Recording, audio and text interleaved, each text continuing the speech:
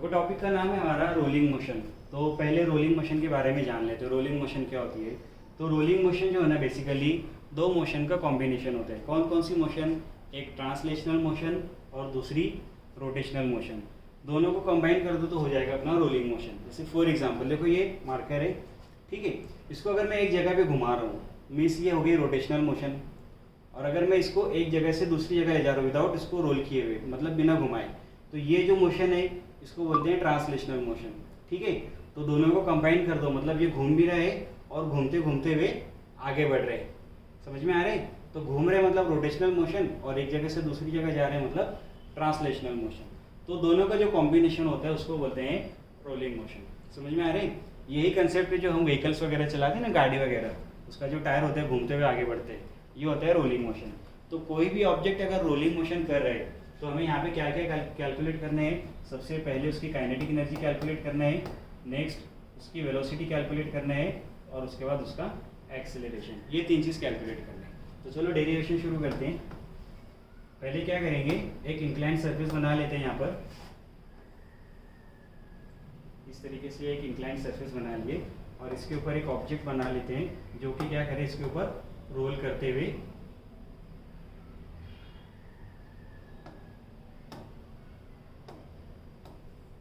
ठीक है। तो ये ऑब्जेक्ट सपोज अभी यहाँ पर है और ये जो यहाँ से रोल करते हुए क्या हो रहे हैं, नीचे की तरफ जा रहे हैं। तो यहाँ से सपोज ये यहाँ पर आ रहे हैं। समझ में आ रहे हैं? इस तरीके से घूमते घूमते ये ऊपर से नीचे आ रहे हैं। तो इसका अगर मैं सेंटर की बात करूँ तो ये हो जाएगा इसका सेंटर और यहाँ पे इसका हो जाएगा ये सेंटर। तो दोनों सेंटर को अगर अपन गौर से देखेंगे तो जो सेंटर की जो मोशन होगी वो कैसे होगी? वो लीनियर मोशन होगी। सेंटर की जो मोशन होगी वो कैसे होगी? ट्रांसलेशनल मोशन टाइप में। मतलब देखो यहाँ से अगर ये सेंटर है तो ये सिर्फ सेंटर क्या कर रहे हैं, ये यहाँ से यहाँ तक लीनियर मोशन करते हुए नीचे आ रहे हैं। समझ में आ रहे? तो ये यहाँ से यहाँ तक का जो डिस्टेंस हो जाएगा इसको बोलेंगे इसका डिस्प्लेसमेंट, और ये जो डिस्प्लेसमेंट होगा इसको डिनोट करेंगे एच से। और इसकी हाइट इसकी हाइट ले लेते हैं एच, और ये जो इंक्लिनेशन है इसका एंगल ले लेते हैं थीटा। मतलब ये जो सरफेस है कितनी इंक्लाइंड है, थीटा एंगल से इंक्लाइंड है। समझ में आ रहे?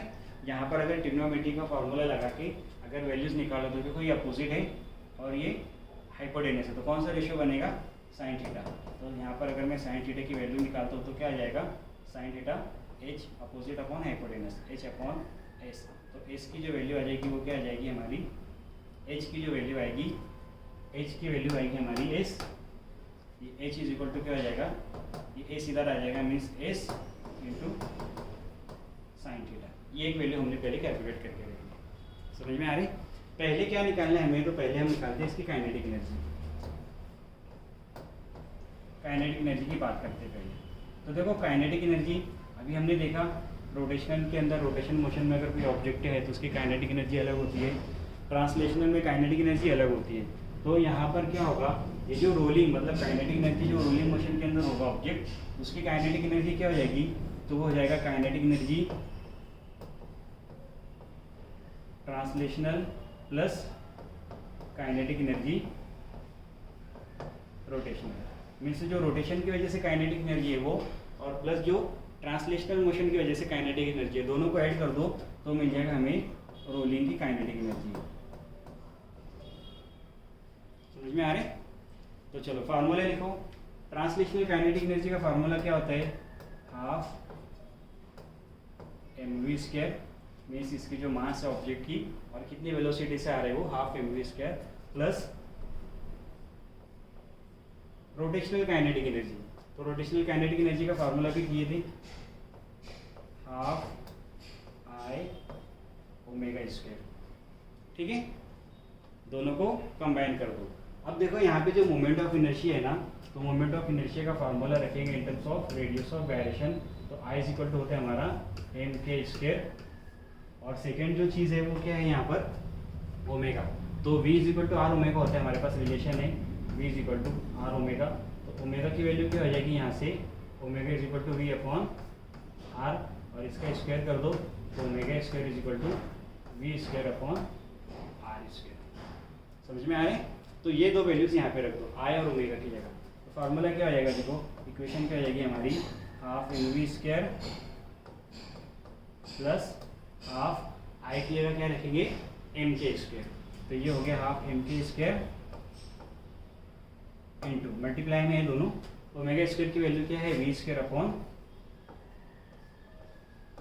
Are square. ठीक है, अब देखो यहाँ पे दोनों टर्म्स में अगर देखेंगे तो हाफ और एम दोनों में कॉमन है, तो हाफ एम को कॉमन ले लो, हाफ एम को कॉमन ले लो, वी स्क्वायर भी है दोनों में देखो, तो वी स्क्वायर को भी कॉमन ले लो। तो ये पूरी की पूरी टर्म कॉमन आ गई। यहाँ पे क्या बचेगा, यहाँ पे बचेगा 1 क्यों, क्योंकि ये पूरी की पूरी टर्म कॉमन ले लिए, प्लस यहाँ पे हाफ गया, एम गया, वी, तो क्या बच रहा है, के स्क्वायर अपॉन आर स्क्वायर।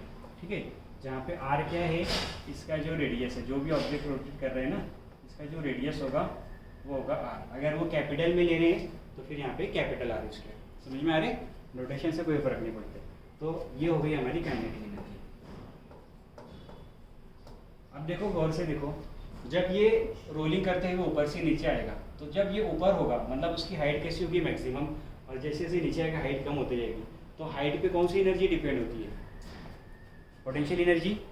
ठीक है, मीन्स यहाँ पर पोटेंशियल एनर्जी मैक्सिमम है और ये अभी रेस्ट पे, मतलब यहाँ से इसको रिलीज कर रहे हैं, तो इसकी वेलोसिटी इनिशियल कितनी है, 0। तो वेलोसिटी अगर 0 है तो काइनेटिक एनर्जी 0। ठीक है, और यहाँ पे मैक्सिमम क्या रहेगा फिर, potential energy maximum, kinetic energy 0। जैसे जैसे ये रोल करते हुए नीचे आएगा तो इसकी हाइट क्या हो रही है, कम होती जा रही है।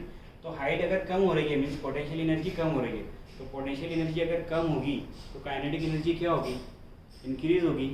ठीक है, कंजर्वेशन ऑफ एनर्जी, जितनी पोटेंशियल एनर्जी कम होगी उतनी वो क्या होगी, उसमें किस में चेंज होगी, काइनेटिक एनर्जी में। तो पोटेंशियल एनर्जी का फार्मूला क्या होता है, पोटेंशियल एनर्जी का जो फार्मूला होता है वो होता है mgh। तो ये पूरी की पूरी एनर्जी किस में कन्वर्ट हो रही है, पोटेंशियल एनर्जी किस में कन्वर्ट हो रही है, काइनेटिक एनर्जी में। तो दोनों को इक्वेट करके लिख सकते हैं ना। तो क्या हो जाएगा फार्मूला, देखो ये जो mgh है, ये mgh ये किसके इक्वल हो जाएगा, half m v square, kinetic energy का हाफ एम वी स्क्वायर। पहले तो ये काइनेटिक एनर्जी का एक्सप्रेशन आ गया अपना। ठीक है, ये काइनेटिक एनर्जी एक्सप्रेशन हो गया। नेक्स्ट अब निकालना है हमें वेलोसिटी। सेकंड क्या निकालना है, वेलोसिटी। ठीक है, तो वेलोसिटी निकालने के लिए क्या करें, समझ में आ रहा है, दोनों एनर्जीज को इक्वेट कर दो। तो mgh इज इक्वल टू किसके इक्वल हो जाएगा, half m v square 1 plus k square upon, यहाँ पे हो जाएगा 1 plus k square upon r square. देखो अगर तुम लोग यहाँ पे रेडियस को कैपिटल आर लेते हो तो कैपिटल आर लिखो, स्मॉल आर लिए तो स्मॉल आर लिखो। ठीक है, कोई फर्क नहीं पड़ेगा। तो 1 plus k square upon r square, समझ में आया, half m v square 1 plus k square upon r square. यहाँ से क्या करो, m और m को दोनों साइड से कैंसिल कर दो। निकालना क्या है हमें, v निकालना है, वेलोसिटी। तो वेलोसिटी की टर्म को एक तरफ रखो, बाकी सब एक तरफ कर दो। तो ये v स्क्वायर इधर है, ये 2 इधर डिवाइड में इधर आके क्या हो जाएगा 2gh, और ये जो पूरा ब्रैकेट है वो भी इधर आके क्या हो जाएगा डिवाइड में, क्योंकि v के मल्टीप्लाई में है ना वो। तो इधर क्या बचेगा, देखो इधर बचेगा v स्क्वायर, और ये जो 2 इधर आके हो जाएगा 2gh और डिवाइडेड बाई v के मल्टीप्लाई में पूरा ब्रैकेट का पूरा ब्रैकेट इधर ला के डिवाइड कर दो, 1 plus k square upon r square. ठीक है, समझ में आया। तो यहाँ से हमें मिल गई वेलोसिटी।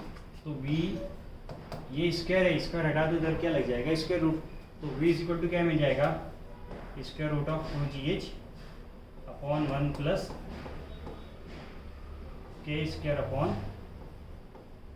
आर स्क्वायर, और ये आ जाएगा स्क्वायर रूट में।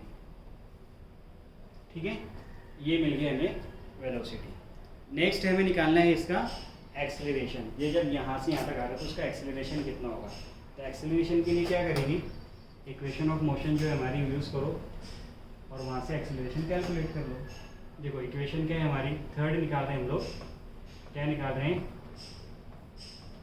एक्सेलरेशन निकाल रहे हैं। ठीक है, तो एक्सेलरेशन के लिए इक्वेशन यूज़ करो मोशन की, v square is equal to u square plus twice of a into s. Initially इसको यहाँ से रिलीज कर रहे हैं, रिलीज कर रहे हैं मतलब इनिशियल वेलोसिटी क्या हो जाएगी 0। अगर इनिशियल वेलोसिटी 0 मतलब ये वाली टर्म क्या होगी, कैंसिल होगी। तो v square is equal to क्या मिलेगा, v square is equal to twice of a। s कितना है, तो देखो ये यहाँ से निकालो, भी निकाले ना, यहाँ से अगर h is equal to s sine theta है तो s is equal to sine theta इधर आके डिवाइड हो जाएगा h अपॉन साइन थीटा। तो यहाँ पर ये हो जाएगा h अपॉन साइन थीटा। ठीक है, और वी स्क्वायर की वैल्यू क्या है, वी स्क्वायर की वैल्यू है 2gh upon 1 plus k square, रख दो वैल्यू, तो ये हो जाएगा 2gh upon 1 plus k square upon r square.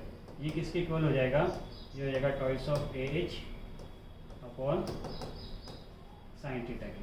तो देखो 2 दोनों साइड में कैंसिल हो जाएगा, एच भी दोनों साइड में कैंसिल हो जाएगा, इधर क्या बचेगा जी, और इधर डिवाइड में साइन थीटा इधर आके क्या हो जाएगा, जी से मल्टीप्लाई हो जाएगा, मीन्स ये हो जाएगा g sine theta divided by 1 plus k square upon r square. ये वैल्यू मिल गई एक्सीलरेशन की। समझ में आया? तो तीनों चीज़ कैलकुलेट किए, first kinetic energy, second velocity, ये जो आया हमारा v, और थर्ड एक्सीलरेशन। समझ में आया? देख लो डेरिवेशन, अगर कुछ नहीं समझ में आ रहा होगा तो पूछो। डेरिवेशन देख लो जल्दी से, कुछ है जो नहीं समझ में आ रहे, स्टेप्स देखो।